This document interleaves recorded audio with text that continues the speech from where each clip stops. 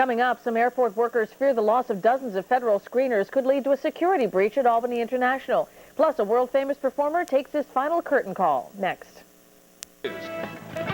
Straight ahead with the Easter vacation week a month away, how safe is it to fly from here in the capital region? We'll tell you why one former TSA screener is calling for an investigation. And from planes to trains, we'll show you what's being done to stop another terrorist attack in this country, like the one that crippled Madrid. The news starts in 30 seconds. Now at 11, the men and women charged with keeping our airports safe are crying foul tonight. Airport screeners at Albany International say they were fired for no good reason. And now one former worker is calling for an investigation. Good evening, I'm Beth Wenger. Fired security screeners here in the capital region say they're victims of a scandal that's hitting airports all over the country. And one former worker tells us it's not just his job that was in jeopardy, it could be your own safety. Joe Gambino has more details. No, I honestly didn't believe they would do it. But it happened. Former U.S. Major David Erickson, once a security screening supervisor at Albany International Airport, fired last May, as you can see in this letter, for misconduct.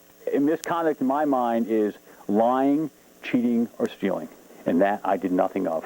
But in this situation, the combat veteran isn't alone. He says dozens of screeners that were federalized after the 9/11 attacks have either been fired or forced to resign recently for a series of violations that include fraud, drug abuse, and lying. But Erickson says it's not as it appears.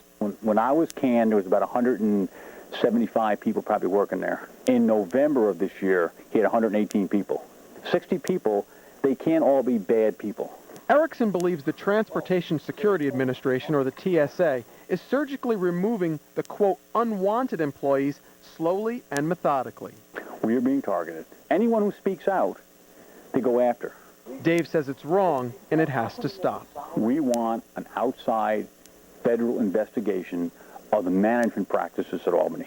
Erickson believes this is the only way to resolve this. He's already informed representatives in Washington and started a petition because he claims it's out of control and spreading. Oh, it's a nationwide problem. In fact, at tsascreeners.com, you can read posts from screeners around the country with similar concerns. Ultimately, Erickson said he would like to see the workers reinstated and their records corrected. We attempted to get a statement from the TSA, but our calls were not returned. In the newsroom, Joe Gambino, Channel 6 News.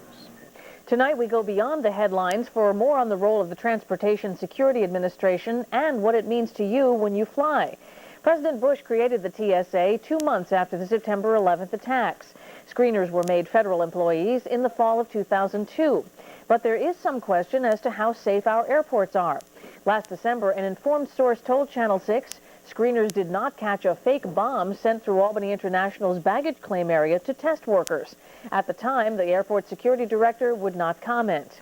This week, new K-9 teams trained to detect explosives were added to the staff at 12 major American airports, including Kennedy and LaGuardia in New York City.